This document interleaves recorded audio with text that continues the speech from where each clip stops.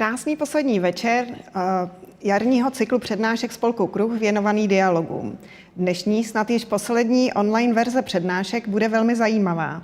Pozvání přijali dva zahraniční hosté, indická architektka Anupama Kundoo, která přijela do Prahy již před 3 lety, a její kolega Eike Roswag-Klinge, který se věnuje adaptabilitě architektury na měnící se klimatické podmínky.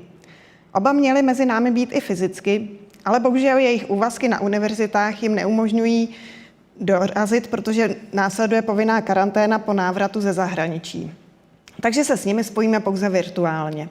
Na závěr večera budete mít možnost přes aplikaci Slido klást na naše hosty své dotazy. Děkujeme vám všem, kdo podpořili činnost našeho spolku zakoupením virtuálních vstupenek na tento dialog. Vážíme si vaší podpory i vašeho zájmu a děkujeme i všem našim partnerům, ať už veřejným institucím, soukromým firmám nebo prostoru KEM, kde se tento přenos odehrává. Dovolím si nyní v krátkém úvodu představit naše dva hosty. Mezinárodně oceňovaná indická architektka Anupama Kundoo vystoupila poprvé v Praze díky spolku KRUH v roce 2018. Její výborná přednáška i rozhovor jsou zaznamenány v naší poslední publikaci Texty o architektuře, kterou si můžete zakoupit ve vybraných knihkupectvích. Anupama Kundoo vystudovala univerzitu v Bombaji v roce 1989 a doktorský titul získala na Technische Universität v Berlíně v roce 2008. Vyučovala architekturu a management města na různých mezinárodních univerzitách a posilovala své odborné znalosti v oblasti rychlé urbanizace a vývoji klimatu. Na jaře 2020 byla hostující profesorkou na Yale University. V současné době působí jako profesorka na Postupimské škole architektury v Německu. Možná i díky svému původu a zázemí přináší do současné architektury zajímavý a svěží pohled a i díky svému netradičnímu přístupu vystavovala na Bienále v Benátkách nebo nedávno v Louisiana Museum of Modern Art v Dánsku. Dlouhodobě se zajímá o otázky trvalé udržitelné architektury, o výzkum a experimentování s materiály a stavebními technologiemi. Její stavby a projekty jsou nejen citlivé k životnímu prostředí, ale zároveň mají socioekonomický přínos. Do výrobních a stavebních procesů se Kundoo snaží zapojit lokální obyvatele a řemeslníky. Jako hosta v rámci přednáškového cyklu Dialogy si Kundoo vybrala německého architekta Eike Roswag-Klingeho. Ten více než 20 let zkoumá adaptabilitu architektury v různých klimatických podmínkách, což je základem pro jeho výuku a konstrukční a stavební projekty. Jeho výzkum se zaměřuje na klima a kulturní adaptabilní architekturu se zvláštním důrazem na low-tech stavební systémy. Projekty, na kterých pracoval, bývají široce mezinárodně oceňovány. Jeho architektonická kancelář navrhla například školní budovy ve vesnici Jar Maulvi na západě Pakistánu nebo základní školu Mety se sídlem v Rudrapuru v Bangladéši, která byla postavena za pomocí místních řemeslníků, využívající tradiční materiály jako například bahno a bambus. Eike Roswag-Klinge je od roku 2017 předsedou laboratoře Nature Building Lab na Technische Universität Berlin. Oba naši hosté si budou povídat o proměně materiality v době klimatických změn a o čase jako nejdůležitějším lidském zdroji, který v architektuře podceňujeme a za který platíme velkou ekologickou cenu. Přednáška bude v angličtině bez tlumočení. Pokračovat v cyklu Dialogy budeme na podzim, kdy se můžete těšit například na dialog mezi švýcarským architektem Andreou Deplaces a historikem architektury Ákošem Moravanským. Také si zarezervujte termín od 1. října do 7. října na festival Den architektury a festival Film a architektura. Oběma dnešním hostům moc děkuji jak za KRUH, tak i za vás, posluchače a příznivce architektury. Ještě předtím, než se propojíme s Německem, si pustíme krátká videa našich hlavních partnerů, firmy Forbo, MMCT, Somfy a MAT a všem našim podporovatelům děkujeme za dlouhodobou podporu.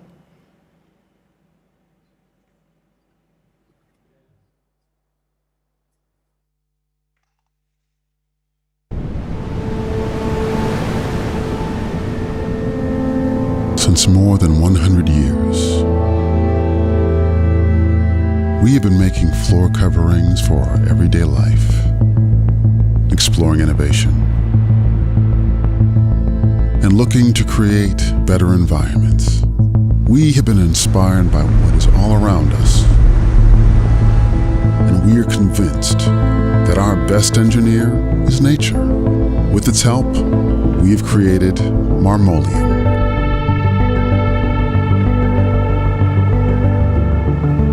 A unique linoleum floor covering made of natural raw materials.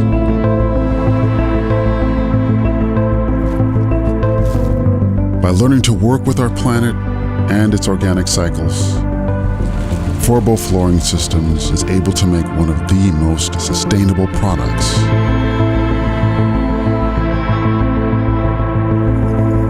Made from natural raw material such as linseed oil, wood flour, limestone, resin, and jute.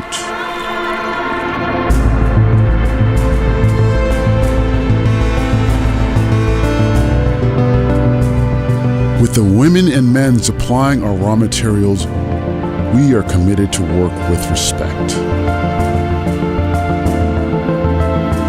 Using resources from nature while letting it regenerate.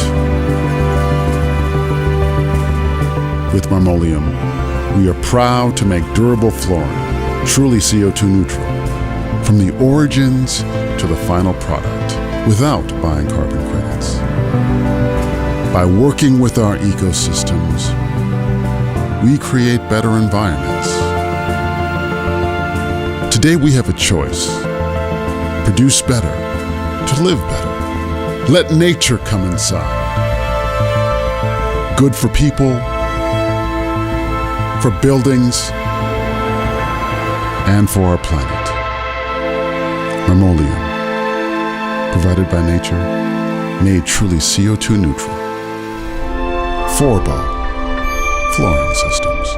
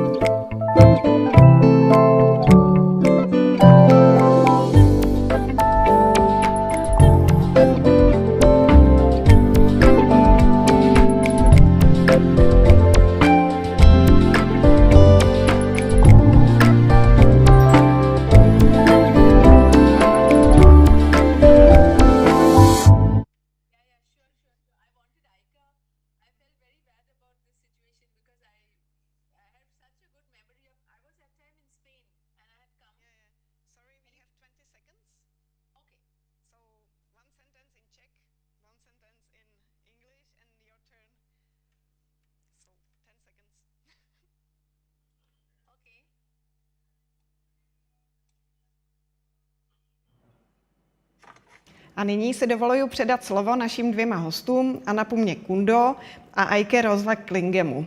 So nice to meet you again, Anupama in virtual lecture hall in Prague, and Eike, nice to meet you. So we are really glad that you are part of our presentation, our lecture series, and it's your word. So thanks a lot. Thank you so much for having us here. And greetings to everybody, and our apologies not to be able to be there in person. But anyway, in the circumstances, it's great that we are having this event at all. And I'm going to just share my screen and hope everything runs smoothly.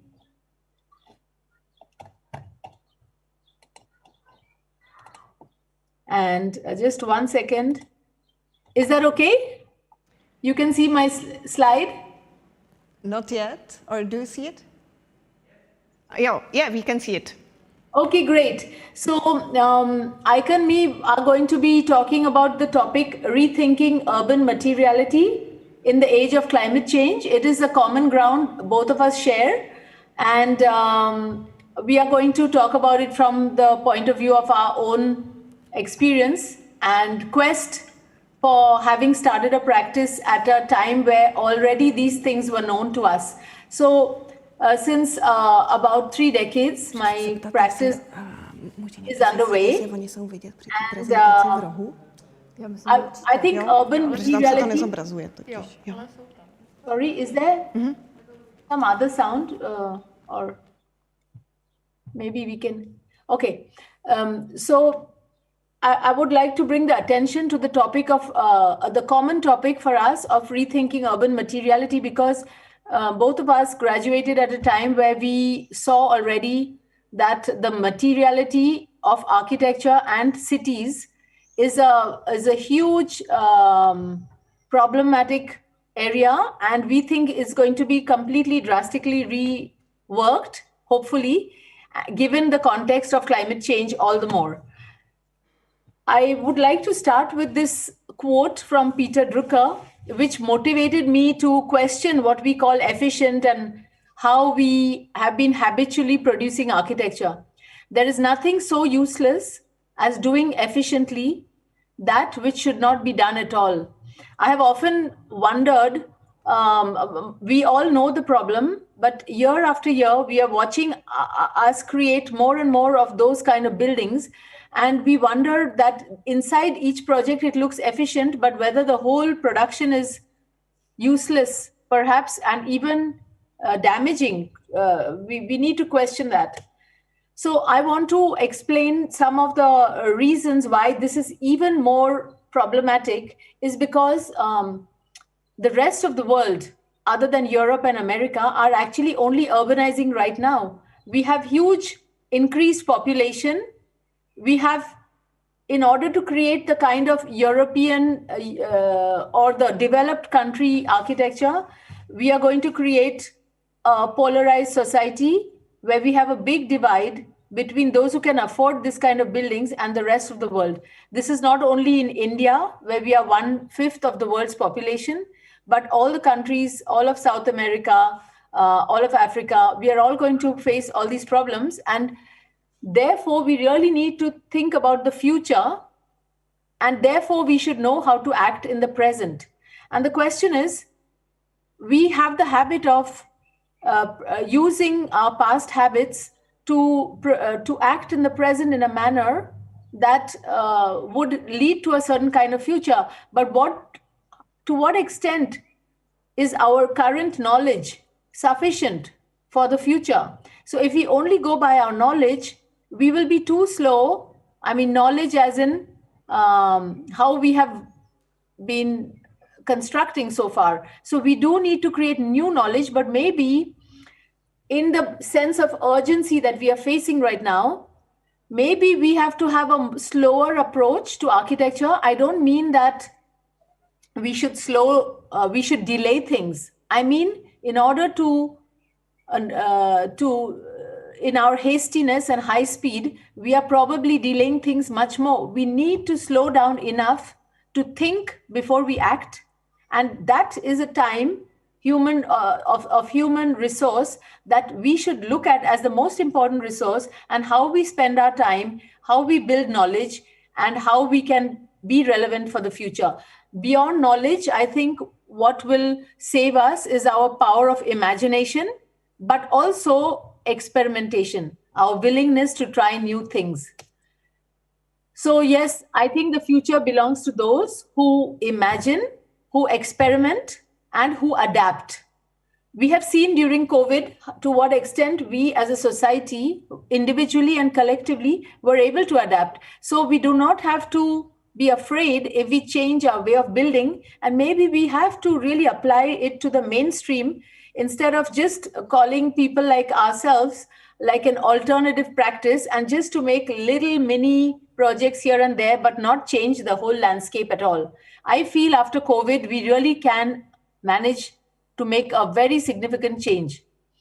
I would like to list 10 strategies where I think the future should be rethought, in which aspects they should be reconsidered. And the first point is the whole big picture of the city and how the city is positioned in space and in time, how compact it is, what kind of mobility and how far we can go. The past cities have been constructed according to the automobile that allowed us to go further distances. And this kind of thing has led to urban sprawl, because with a car, you can easily go far away. Today, we know that no matter how sustainable a single building is, if the big picture and the metabolism of the city is not considered as a whole, this is problematic. So I myself have come from the background where I started my practice in a place called Oroville that was envisioned as a laboratory city 50 years ago. It was called the city the earth needs, and envisaged by Roger Anger, a French architect in South India. It was already proposed as an experiment to question all these problems and then to make a laboratory and test all aspects of city living. So before I show you my detailed work, I want to explain that I have one foot in the big picture, and I had the good fortune to collaborate with Roger Anger, who had produced a city with a pedestrian concept like Venice. The entire city is pedestrian, and there is some amount of public transport. Very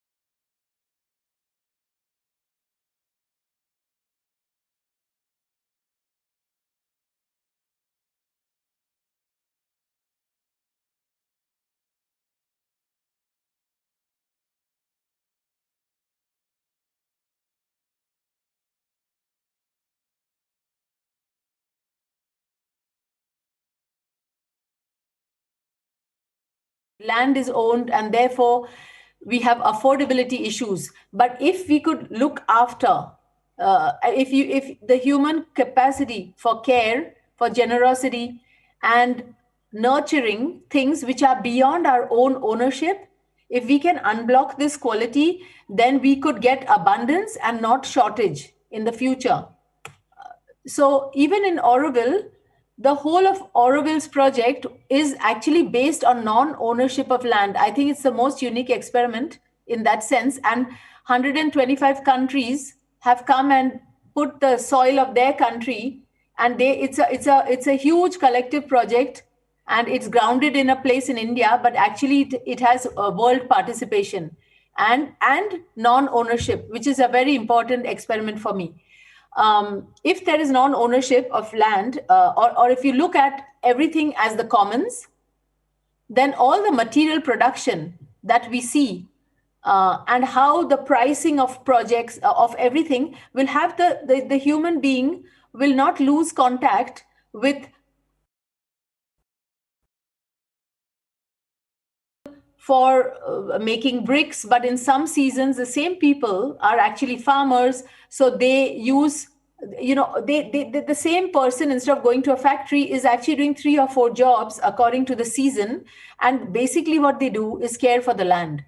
And this kind of habits, which we have had in the past, of production of material while caring for the land, while nurturing your village, this kind of system completely breaks down when you produce thin scale rather than in a human scale. And I think from material production, from extracting of stone, for example, or rock, you notice we have been producing very carefully, not only at the building site, but we have all a tradition of sourcing materials from the ground in a very humane manner. And I am really interested in tapping these skills, and architecture that we are producing are linked right from the beginning, since you begin to produce and transport material.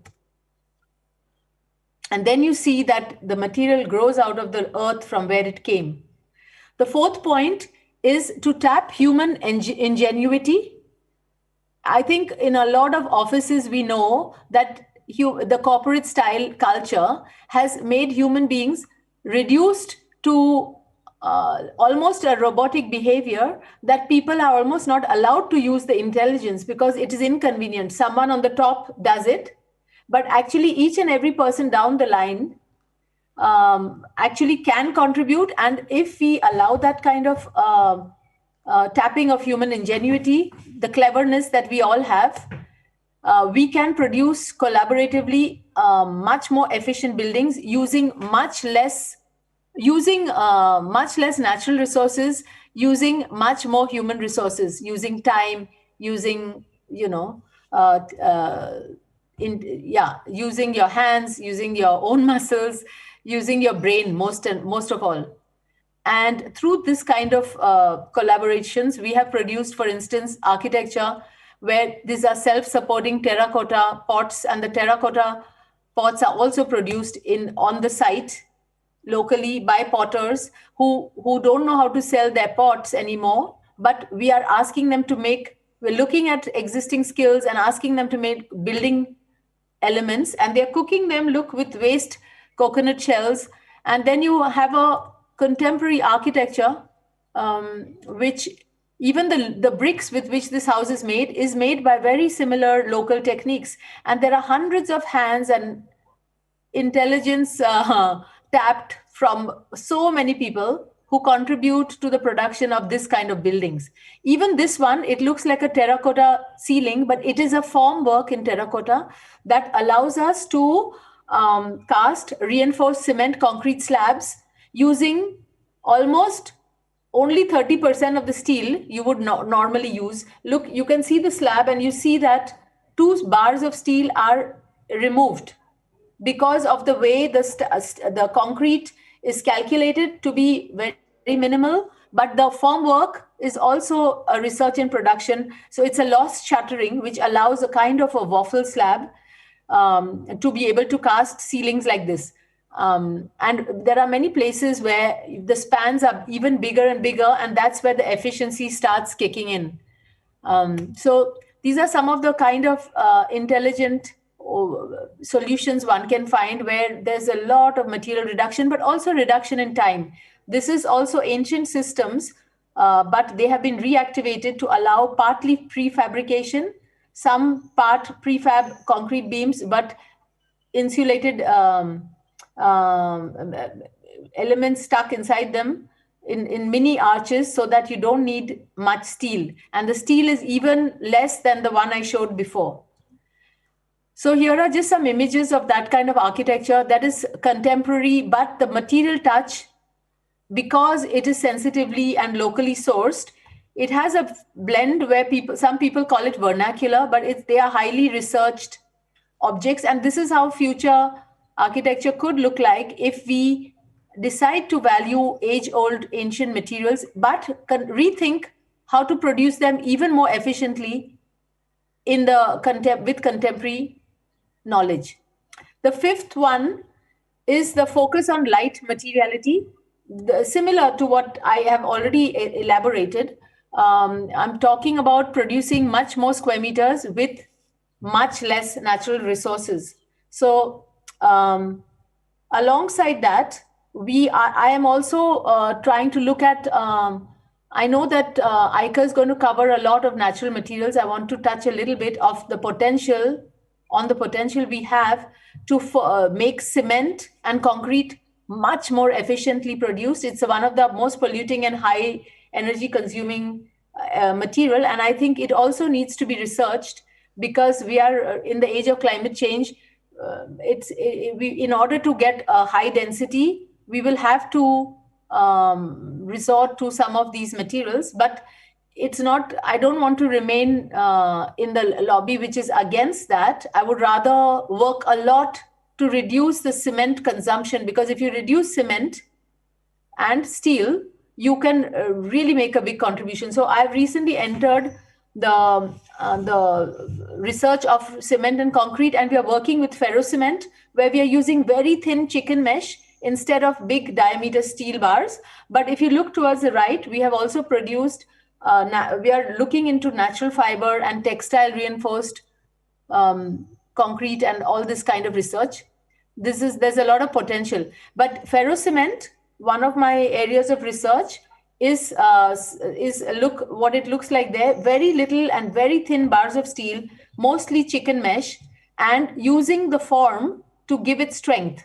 So one of my materials for building in the coastal areas, we started this research after the tsunami, and these are boxes that they are made in ferrocement, and they can be just like Lego units. They are your containers. They have all your things inside it, and they can all be stacked and produced in a week.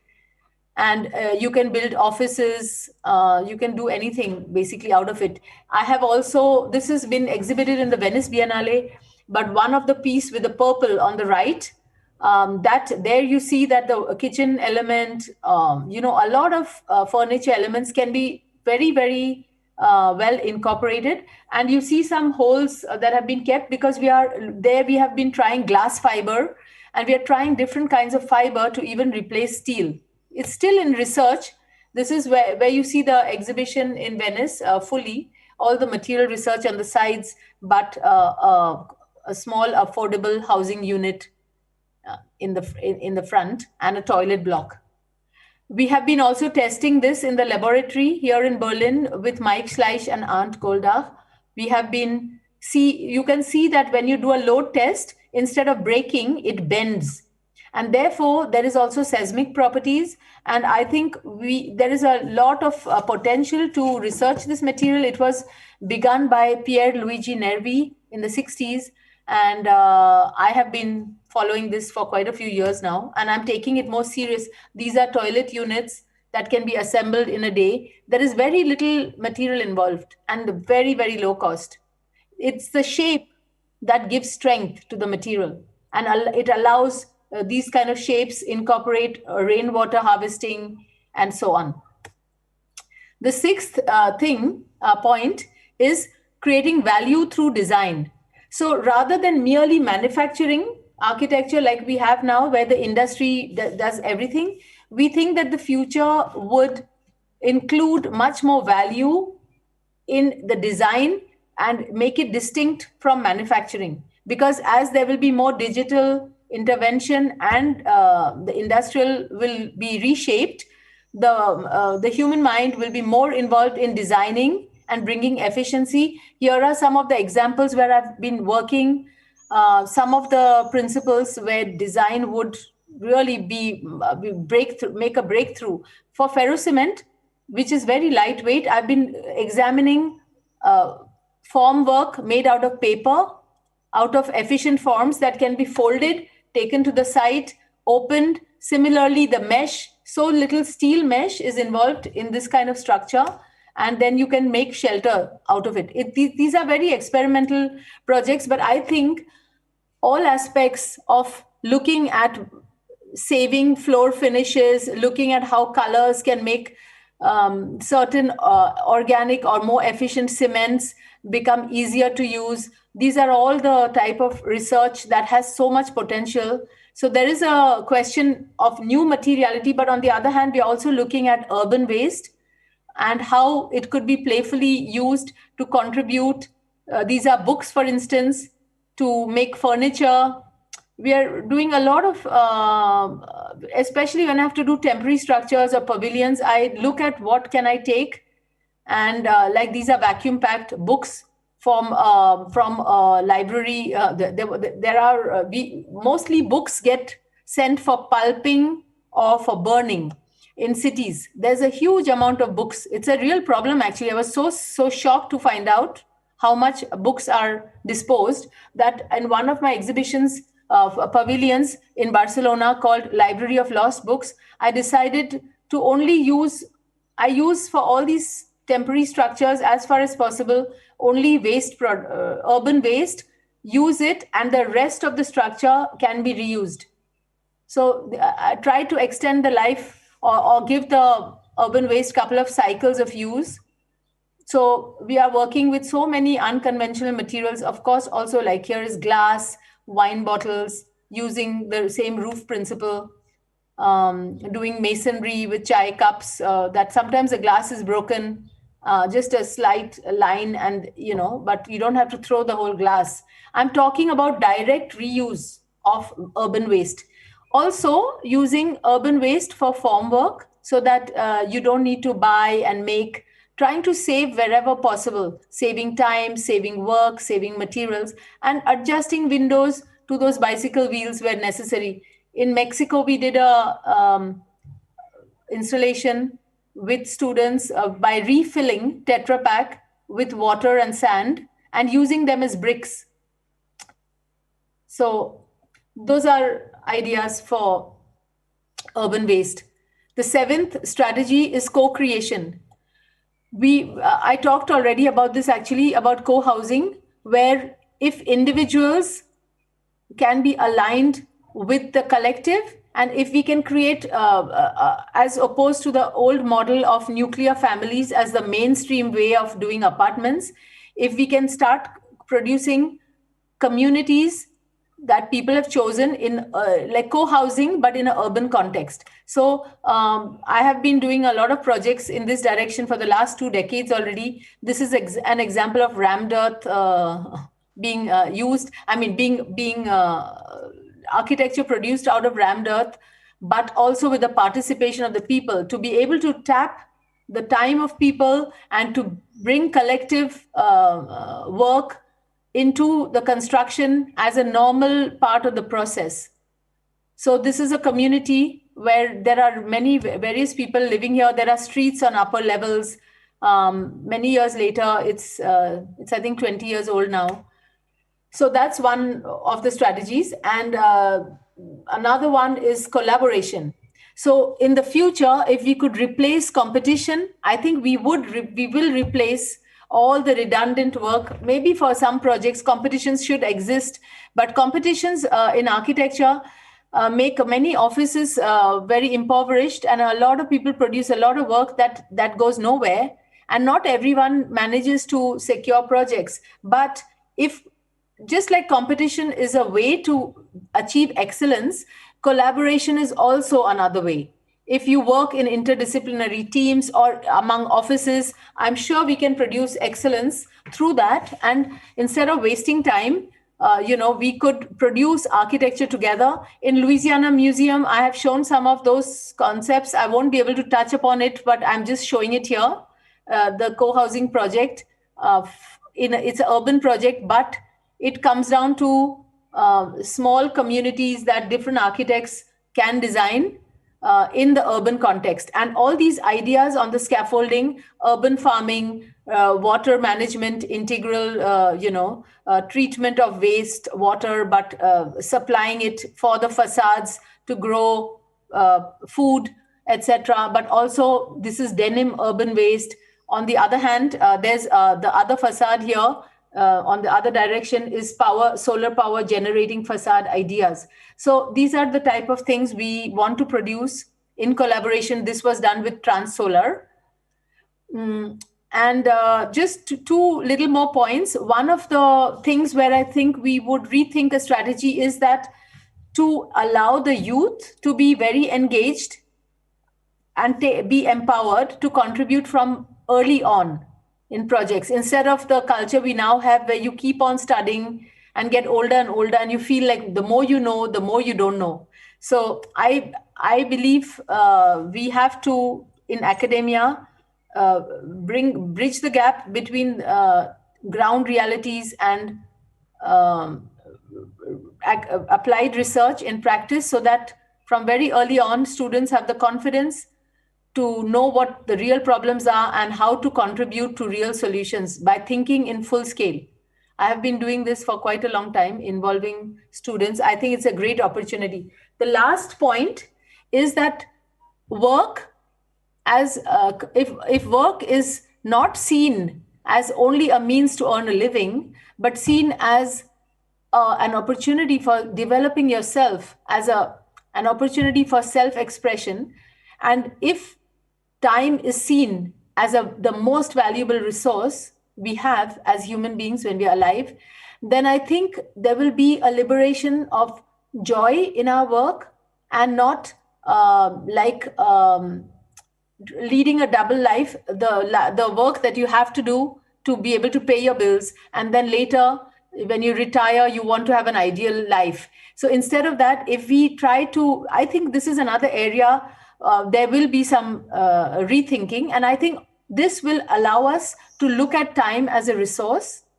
And with this approach, we will be able to produce an architecture, I would say, of optimism, because we can look at focus on what humans can achieve if we have the goodwill and the collective imagination. Because I noticed in my own life that 30 years later, I have done quite a lot of, produced a lot of ideas. And it is in the end the optimism that allows us to believe in ourselves and believe in our team and the other offices with whom we collaborate. And with this optimism that human beings have actually, I think we can navigate the way to a future that doesn't have to repeat all these mistakes of the past. Thank you.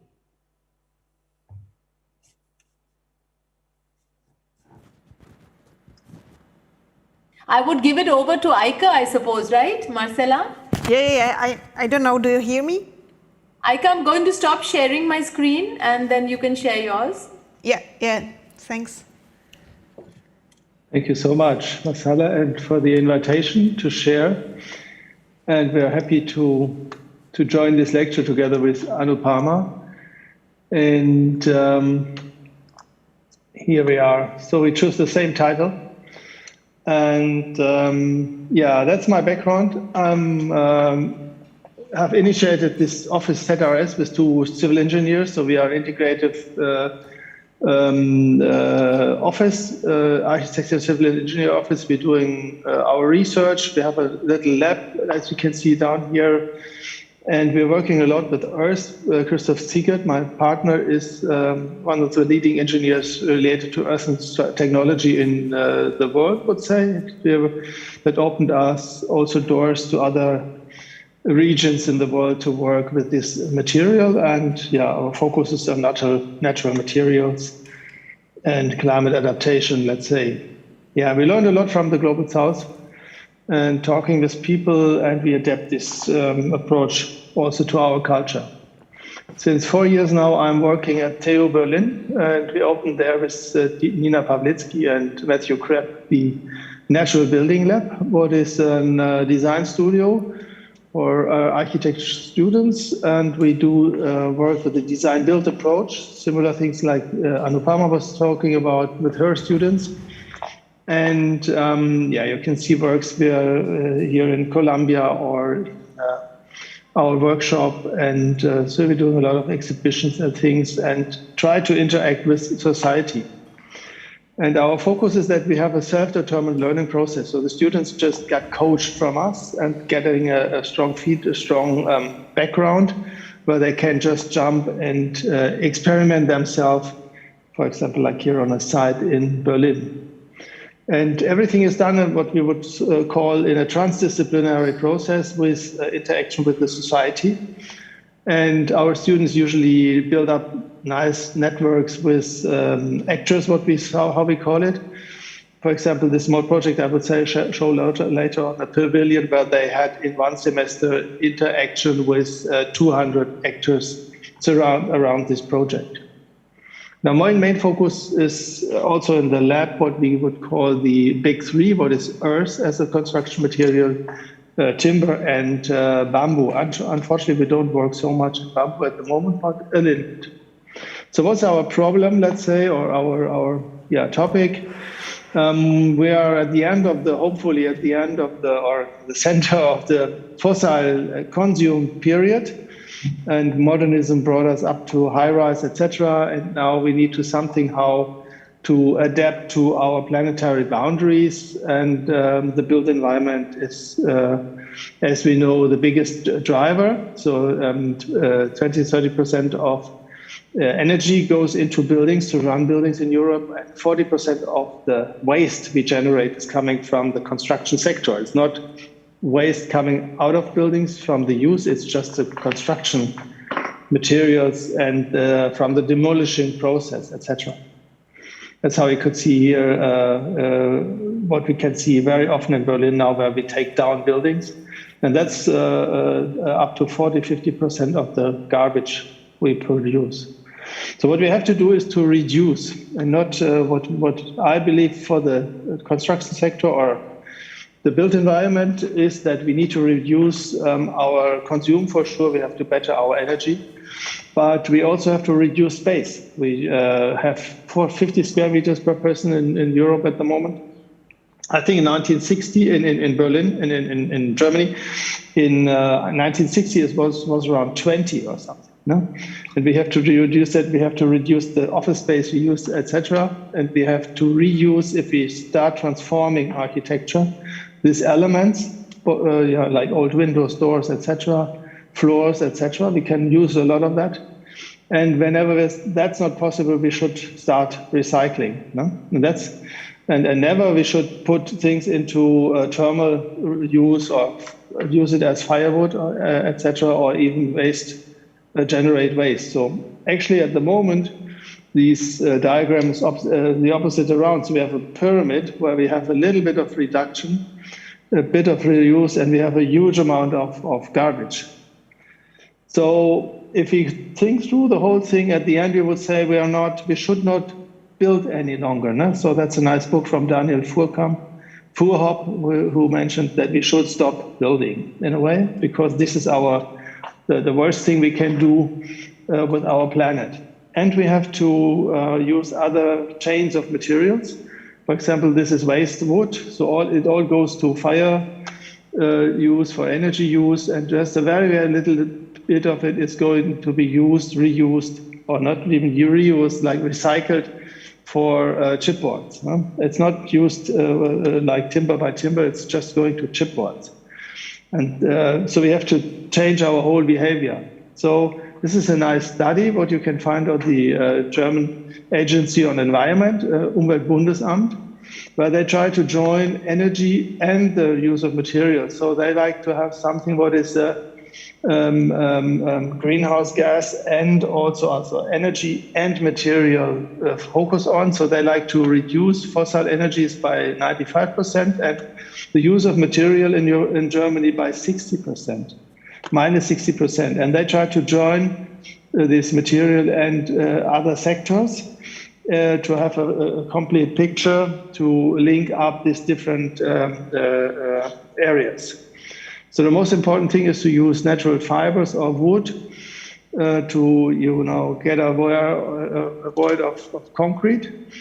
And so we were thinking about using hemp and straw, etc., as insulation materials, use other ways of wood for construction, and try to limit our use of heating by timber. And we need to go into something what we would mention circular use of materials. I will go into little samples. I will show you some little samples how we would think how we could work later on. So natural materials are locally available, and they allow us to design energy-efficient, low-carbon buildings for a post-fossil future. So that's what our approach would be in different zones. So will show you a few very technical slides, because that's allowing us to have a very low-tech building. So the first thing is that our indoor air quality or indoor air humidity level should be around 50 to 60%. Through all this energy renovation, we have a lot of ventilation systems, and they are drying down our environments, and they are making our buildings sick, as even if the air is going to be too dry here on the left-hand side. In the wintertime, it's not very common now that we are below 30, around 20% relative humidity level through a ventilation system, and then bacteria, virus, etc. grows again. And so our buildings are, in a way, through our mechanical systems, very unhealthy. And if you use earth in comparison to concrete-based plaster, the earth can take a lot of and buffer a lot of the humidity in their minerals, and like 4 to 5 times more than concrete. And then if we use earth's natural fibers, vapor-active construction systems, like a timber structure, what we usually do with high insulation of wood fibers or cellulose or hemp fibers, cladding with earth or earth mortar and earth blocks for inside, and then timber cladding outside, we don't need at all a ventilation system, because this environment is controlling humidity itself. So we have a relative humidity level, usually also in the wintertime around 50% in this house. So it's just a transformation of something what we have as a traditional materials and traditional performance into a modern, high energy efficient building, high performative building, but using the same way of low-tech construction as the old Fachwerk houses, how we call the wattle and daub structures in German. We did a nice symposium. Unfortunately, that's not translated into English. In 2019, you will find all the speeches on our website. And now I'm going to show you a few samples. This is the Torfremise. It's a barn for peat barn, where they dried peat in the 18th century. So that was the existing barn. So that was already the third life of this barn, because it has been longer, higher, etc. And on the signs of the carpenter, we saw that this barn already has been translocated like 3 times before. And then Emanuel Heringer, the cousin of Anna Heringer, bought this with his wife Stephanie. They both bought this barn, have bought it to another place. And then we have integrated our low-tech earth timber house in that old structure. So we had to build up this very high energy efficient building shell integrated into this historic building. Here you can see how the carpenters, how he himself and his friends added the like timber structure, and you can see the way of circular construction, similar, very traditionally done by the carpenter on site.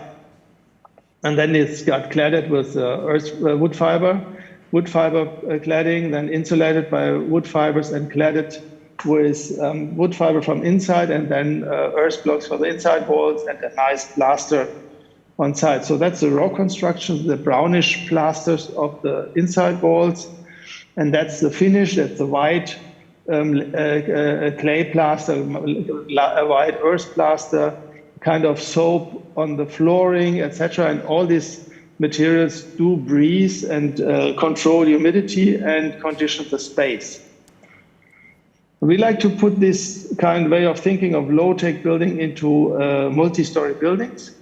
So our dream is to have this kind of multi-family, multifunctional house built completely out of timber with a visual construction and low-tech breathing building shell. So there's no ventilation at all. The whole thing is done in timber. Just the slab against the earth is done in concrete.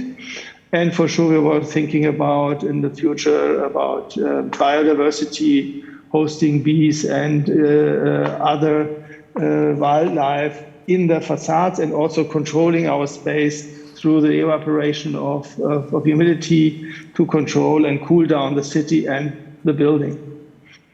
And now I'm jumping a little bit to the international project. That's our school in Bangladesh, what we did with Anna Ehringer.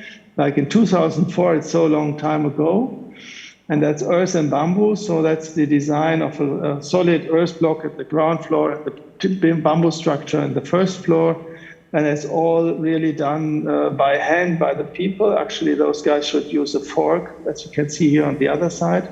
And then after drying, this cop structure is going to be cut with a spade, with a metal tool.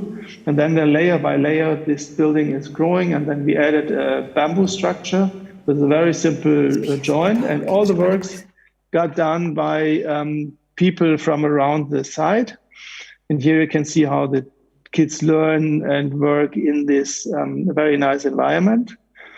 And the whole thing was done by hand. So there was no machinery and local materials available, and everything with people who just had something like 10 minutes to the site.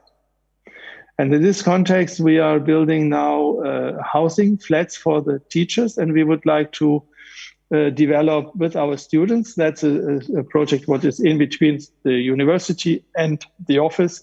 So the office is doing the engineering, and one of our students, Sebastian Barrett, he did the design. So our vision is to build 3 stories out of earth block and bamboo structures. So everywhere where we have the fire protection for the night, this will be a concrete slab. We're developing hopefully also fire-resistant ceiling systems in the future, but at the moment we are on the safe side. So we have earth blocks, concrete slab, and then the veranda, rooftop, and the top ceiling is all done in bamboo and earth. So you can do raw construction. In case of the Corona last year, we had to leave the country, so we could not develop the earth blocks, load-bearing earth blocks. So they constructed one building with brick, and then the first floor with this nice bamboo earth structure. Then this is a little bit inside of our work at the university. This is a little experimental pavilion. So we call it building cycle at the first step.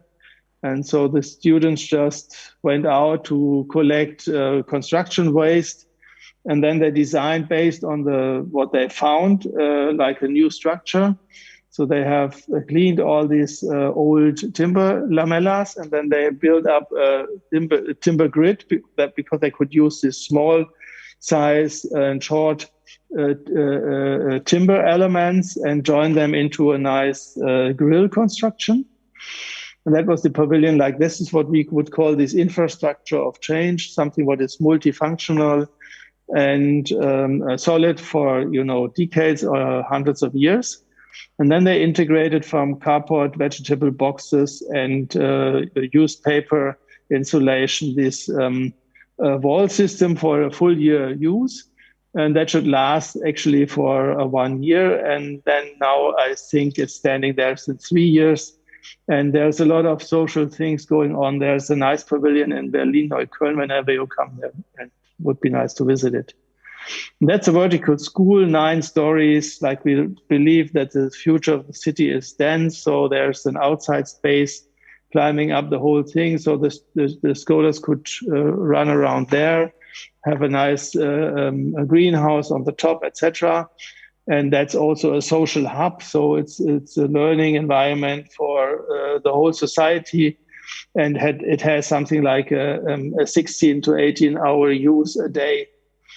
But we believe a city like Berlin should be more vertical. That's also something like a learning environment for a school and workshop space on an old graveyard, what a group of students designed.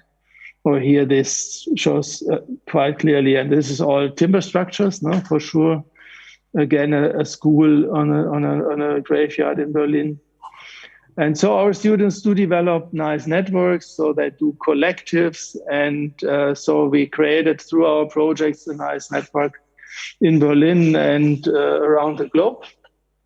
And we are linked to this Design Build Exchange platform. What is Nina Pawlicki, she started the research on that project, and they have set up this nice platform. Whenever you do small design build projects, just publish those on designbuildexchange.eu. Yeah, if I wrap up, so we believe if we look on the built environment and with a focus on Europe, we should stop new construction. We should stop using fresh land. We should stop demolishing buildings. We should transform our buildings. We should reduce space consumption. We should reduce the energy for building services. We should transform the existing. There's a lot of work to be done in case of energy, but also in case of functionality and mixed use, etc. We could transform office buildings into mixed use buildings, etc. We should re-green the urban landscape, greening buildings like vertical gardens. We should apply low-tech methods, use natural resources and reusable products. So we believe wood is something very central for our area here in Europe. Natural fibers, earth, bamboo in the global context. We should link the built environment with the transformation of agriculture. We will have new trees in the future. We have a new plans on agriculture. We should link these straw and other things from agriculture with the building sector, develop new products. We should work in transdisciplinary transformation with the society, interaction with the people. And I believe we should have 10% of innovation and research-driven investment. So every investment should have like real innovation, like 10%. And we should have this live lab or real labs for leap innovation that we can jump into a future, because we are something like ages old in this construction sector. Is very backwards oriented. And that's it. Thank you very much for your attention.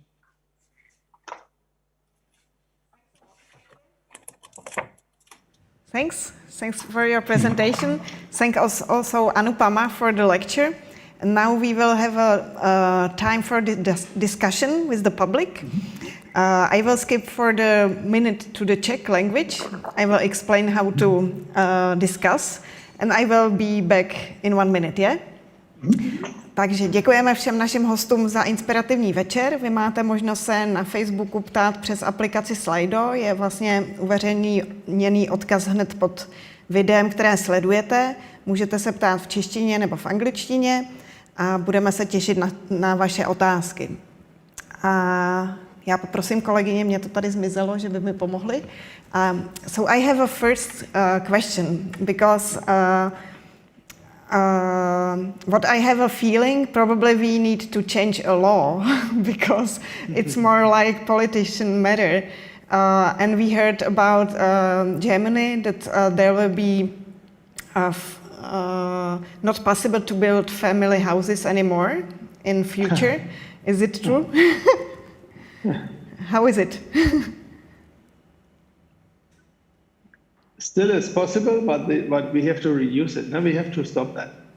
Because the worst thing you can do, no, you will pull up a landscape full with concrete, and you need all this infrastructure, etc. So the worst thing you can do is to settle in one-family houses, and then build up a new land in the landscape. So that's something. And then also I believe these one-family houses, they just needed in the life of a person, something like 8 years, because then you have kids who have separate rooms. So this ideal situation of a family with 4 people, they just need this environment for 4 years. And then before, kids just live together, and then after, the kids leave the house, and then those people live as 2 persons in a big house, and they don't find each other, etc.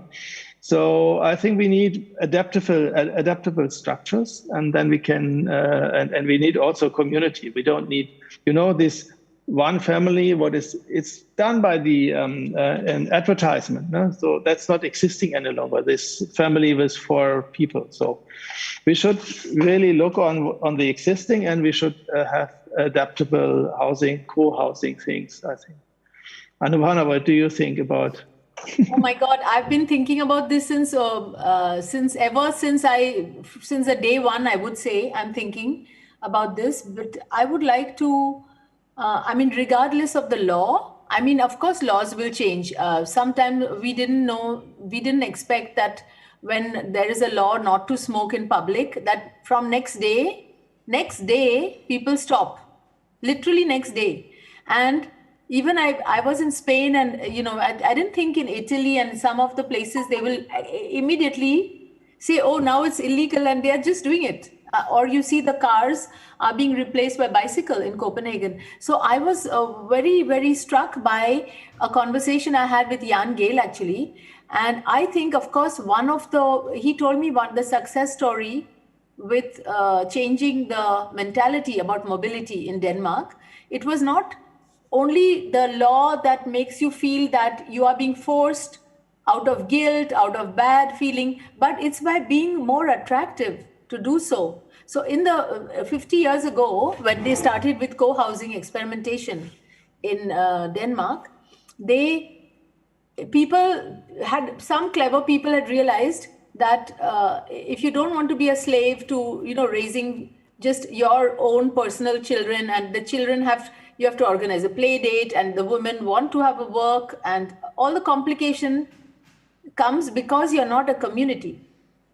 So when they realized it, they started co-housing. And in the beginning, they thought they have to go away from the city and do co-housing out in the outskirts so that they'll have land and do all that. What happened later is that indeed the success, that the city of the new mobility became so attractive that people who have children, people who are old and have the time to go to the museum, etc., they don't have to be afraid of the traffic, because now they can walk. There's all the facility for them to have a very rich life with a lot of help from each other, with all their friends concentrated. So people have started moving back to the city. And Jan Gehl said that earlier they used to say, if you have children, you go out of the city. And now they have created a new value of the city center, because the city center, you don't have to look out of your balcony and see parking places. They have made it into wonderful squares that are pedestrian. Everything changed. The children can go with their bikes to school for long stretches. They have priority. So why can everything not change? We don't have to wait for the law. We are not changing because of guilt of the resources going away. We think this life is better, clever. We think humans deserve a better life, and we want that. So I think the people in charge of policies will do their bit, but we as architects, we have to not only have the vision, we have to detail the granular details so clearly that it makes the politician realize that we have a plan if they change their policy. It helps each other. But for example, in communistic countries, we had several projects in 60s, 70s about collective housing. And actually, the final result was that it was damaged. Nobody used the collective spaces and so on. So maybe it's also development of society somehow, that maybe 20th century was about family, or after war about family housing or separate housing. Now we are in other development, and Denmark is example for itself somehow. So, but I think Marcella, it's very interesting that I think that even because we were in the industrial age, we had when we try to plan collective spaces, we do it like how we plan for sheep and cattle. Even for sheep and cattle, it should not be done like that actually, because the uniqueness of every person. It is for us, we are looking today as if it's an inconvenience, because we can't make a formula and everybody fits. One size does not fit all. So that type of collective, that okay, 20% has to be measured and given as a square, and then everybody will sit there. They won't sit there if it's not made nice. But if they are part of it, and we keep the diversity and not that identical copy paste, but really what humans deserve, then that way of doing collective was wrong, because it was control freaked approach. So I think. What do you think, Eike? Yeah, sure. It needs more diversity, no? Because we had these monotone concrete blocks, and I think we need more diversity. We need also real space for people, no? And we have a lot of these examples, especially here in Berlin, where young collectives just live in, they don't have private ownership, so they have collective ownerships, and they have collective gardens and roof terraces. Similar things like the modernist guys had as intervention. But it's also very often a question of management, no? Because these huge owners from the government, they just don't like have people on the rooftop, or they don't like to have a strong ownership of the inhabitants. No? They just like to have people who are quiet and pay, And I think we need something the opposite around. I think the inhabitants should have ownership of the gardens, etc. No? And I think it's just a question of management, no? and then it's better. No? For sure, not everybody likes to have this community, no? But some would like, and some care. So the situation is better for everybody. No? I think that's what I believe. Okay, we have several questions, so I will read them. Yeah. Do you teach your students how to collaborate with local people, how to build a relationship with them? So maybe how do you teach this? Maybe Eike can go first. Yeah. Yeah, but it's just a question of approach, no? And the first thing is that what we always say is we have to listen. And we have to listen and learn. And that's anyway the thing what we have to do in our time. We don't know much about the future. So we are happy to listen and get information about opportunities, etc. And we learned a lot, working on an equal level, or, craftsmanship as a language, talking through the fingers. It's an amazing thing if you go somewhere, work with artisans, no? Then you have your own equal language, no? And that's something international, and that's very amazing if you work in these interactive fields. Yeah, but the first and the most important thing is that you listen to each other. You really listen to each other, and you talk with each other, and you share, and you don't teach people. And wherever we go as white people, we just try to teach people because they do wrong. No? And if you just switch your approach, and then, people will be different at the end, and they will learn a lot. I learned from my friends in India so many nice things, or in Bangladesh, from the people in the villages. That was the best time to be 4 months on site and build something big together with such a community. And in this sense, be sensitive, and I think you can approach students. That's the interesting thing at what I learned now at the school. The students are young, they follow like anything you will promote them. And if they believe in it, if you don't tell them bullshit, for sure they know. But if you give them space and you give them a little bit of a guidance and a background, then they will do. And that's an amazing thing. And we do the same here with communities in Berlin. They meet with us people they would never have seen before, like social different groups, etc., etc. Anupama?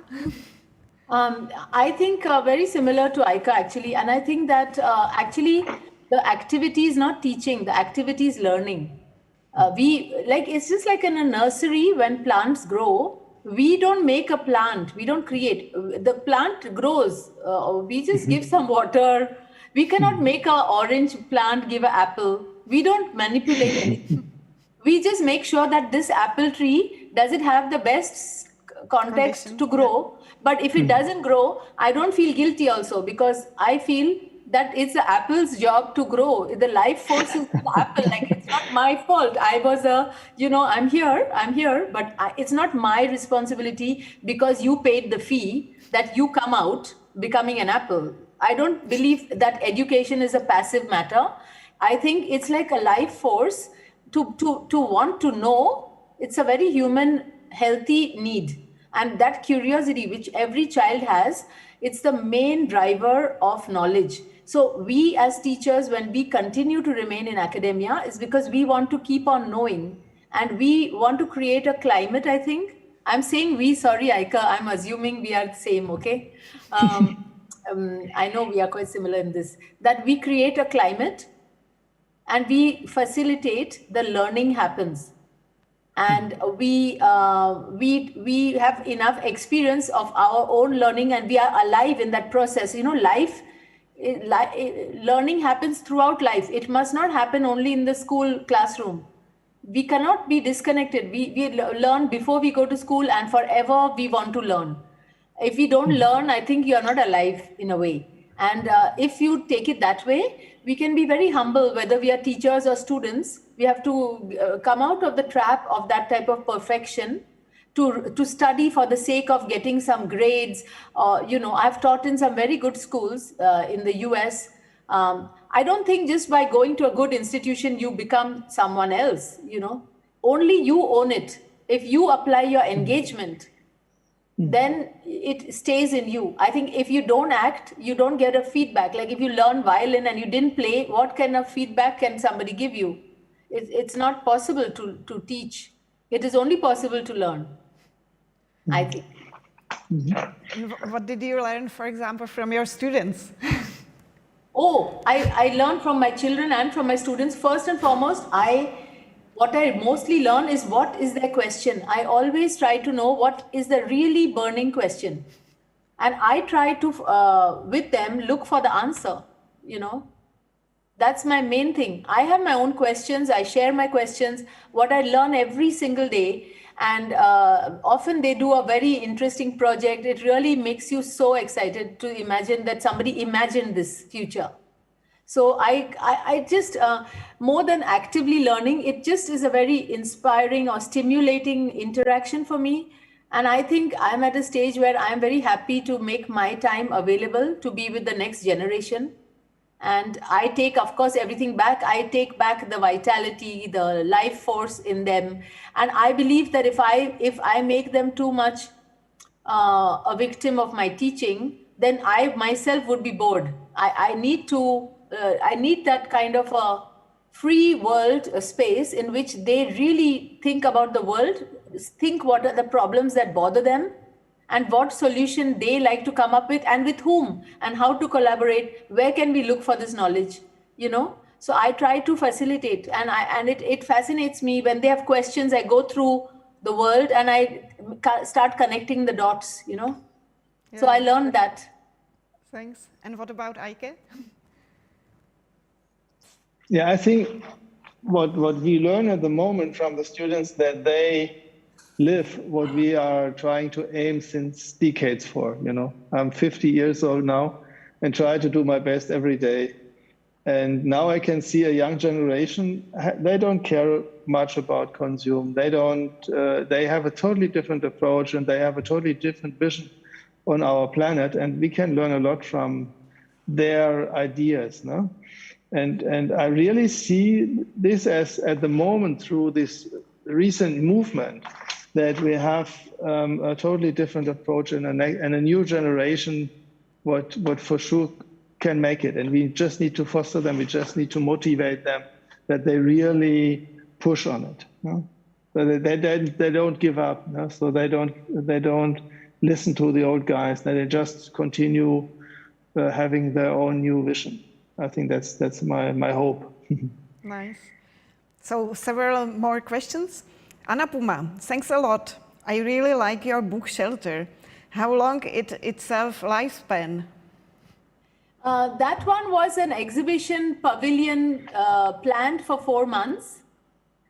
So I wanted to just see how far can paper go. Of course, it's not just paper. The furniture is only paper, folded paper, all the furniture below it. But it's just lying on the street. And I thought if it doesn't last, even again, that was a question. I wanted to know how many people sit and what happens. And if it breaks, you can fold another, but somebody in the street can also make and add it, So the people of the shops around the square were actually looking after that furniture. And we were told by the square in which my exhibition, my pavilion was located, was a little bit of a challenging neighborhood where they were expecting not only a lot of graffiti and, maybe they were vandalism and all, they were afraid about all that. And I was saying that, if you already make something like that, it's quite the opposite. People actually come to look after it. And that's what happened. People in the shops used to come in the evening and saying, let's put this in our shop. It might rain, So they were just themselves looking after it. But yeah, the shelf, the actual roof of the pavilion, it was vacuum packed. It is plastic, no doubt. But I wanted to use a vernacular technology, which is very much my way. And coming from India, I was in Barcelona. I was looking what is the vernacular technology that I can use with the paper. And I found that, that this vacuum packing of ham and olives and all that, it's a kind of household machine. It's not a complicated thing. And they cut the very slim ham and they vacuum pack it to make it last long. So I thought symbolically, it will make them look upon the book as if we are extending its life or life of anything that was made. And I also wanted the vacuum packing to, I wanted a bigger sheet. So if you keep the book open and you suck the air out, it becomes like a rigid, bigger panel, which is what I wanted. So I wanted to use local skills and everything and apply my strategy there. So yes, it stayed for 4 months, but it could have stayed longer. I also wanted to find out what happens when you just be a bit playful and don't buy much material, Yeah, thanks. Another question for Eike. Eike, how are the workshops with natural materials popular at your university? We don't have them really in Czech Republic. Oh, that's something very simple. So, actually we try to do similar things like we do with the people in Bangladesh or in India or wherever we work. We try to do the same with our students. So you need just a little bit of space and you need very simple hand tools. And then the students can start designing and building immediately. So we are lucky now that we have a big workshop and we have a bit of machineries, etc., so we can do nice things. But the key thing is that people the students start using a saw, they start using simple tools, they got, with the pressure with the hammer on their fingers, they have dust on the nose, then you get a totally different understanding of the materials and I think also that changes the approach of design for the students if they build what they do, so what they design.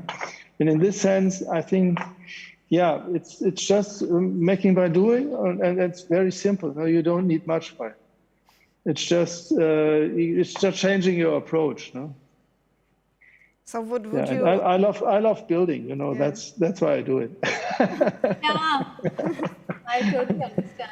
So what would you advise, for example, to teachers which are not doing workshops like with real materiality? How to encourage them, or? I would say everybody should do what he loves to in a way, and what he is used to in a way. And I would motivate people to think different and change and to experiment. But that's not given for everybody. And I would like to motivate students to do it themselves. That's what they easy can do. So they they can approach. Then if they start doing it, if they do their own projects in the university, then also there will be teachers who will push them and support them. No?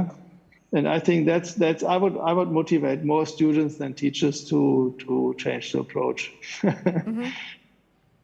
Mm-hmm. Yeah, I agree with that. In India, there's a saying that if the baby doesn't cry, then they don't get milk. I mean, it's okay to ask. It comes from there is a this modern life is about supplying everything in advance, but actually the real call which comes from life to ask for it. When they ask, it automatically in the same moment it gives the answer. There is someone or the other who will. It's very important to ask what you want.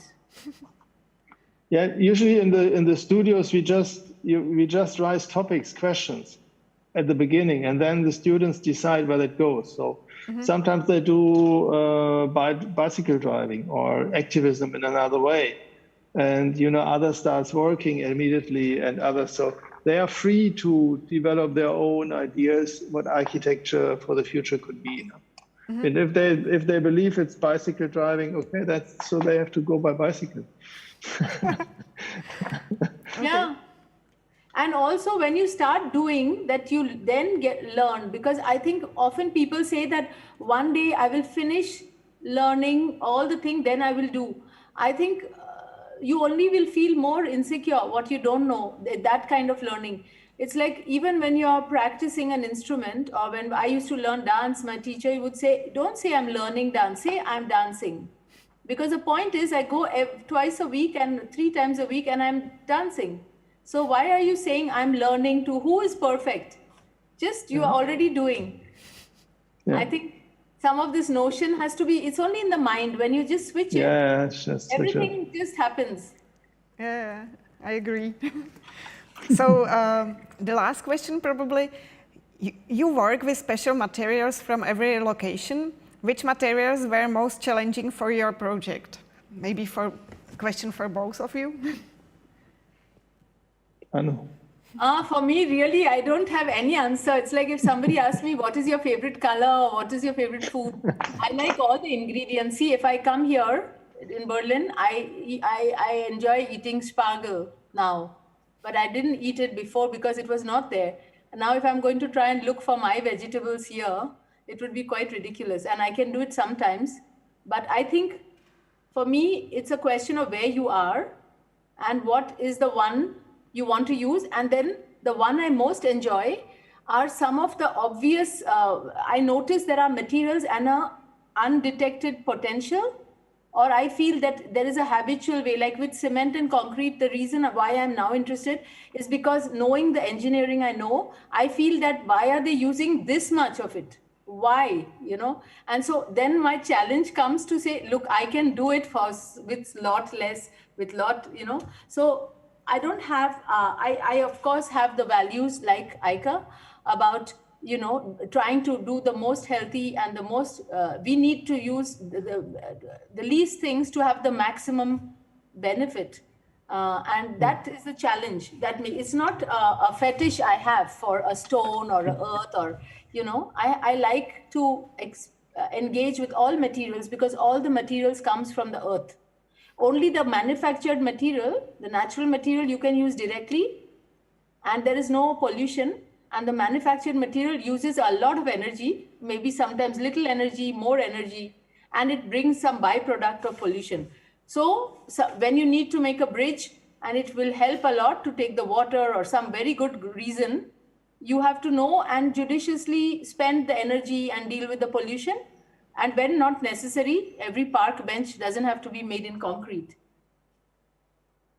Okay, and Eike?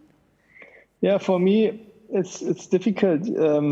Bamboo, for example, I met Frei Otto when he was a few years before he died, and he was nearly blind. And then I was sitting next to him, and for a few minutes I told him that I use his book, what he published in the 70s about bamboo. What is an amazing Till IL 31 is a standard. It's an amazing book. And then he just said, "Oh, be careful with the bamboo. It's so difficult to work with bamboo. And then, yeah, bamboo is difficult because it has such an amount of varieties, no? But it has also endless uses and functions and opportunities. So we always look after challenges because challenges and questions bring us to the next step and give us opportunities. No? And so I love challenges. Maybe it's difficult to count static with bamboo, or because every bamboo is not the same. But Marcella, this is with everything, even with clay.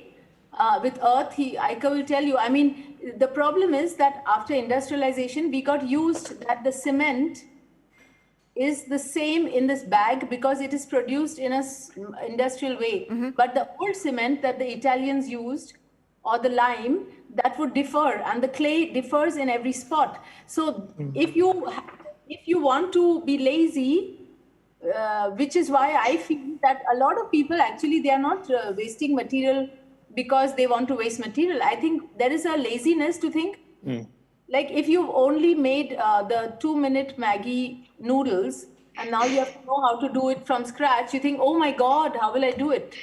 But if you actually know, and actually our grandfathers knew, so we are progressing, we should know more. We should not know less, so much less.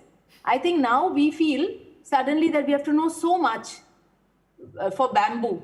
But all the carpenters in all their lives and, all our relationships with everybody was unique. It was not one standard relationship and another one is not fitting in that.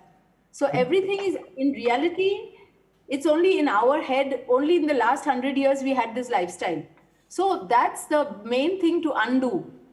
To go for real knowledge, not just for ready-made answers. Nice. I have, it's not a question, it's a thank you from Anonymous. Thank you very much to both of you. It was a very interesting evening. Nice comment. Yeah. Thank you so much. Thank you very much. We are really glad for this nice discussion after the lectures. And we stay in contact. And please stay on your computers. I will say bye-bye to our visitors, and we stay in contact. Děkujeme vám za pozornost. Thank you all, and bye. Thank you. Looking forward to staying in touch. Yeah. Takže děkujeme vám, že jste se zúčastnili a těšíme se na Dni architektury, na festivalu Film a architektura a na přednášce v první čtvrtek v říjnu. Naschledanou.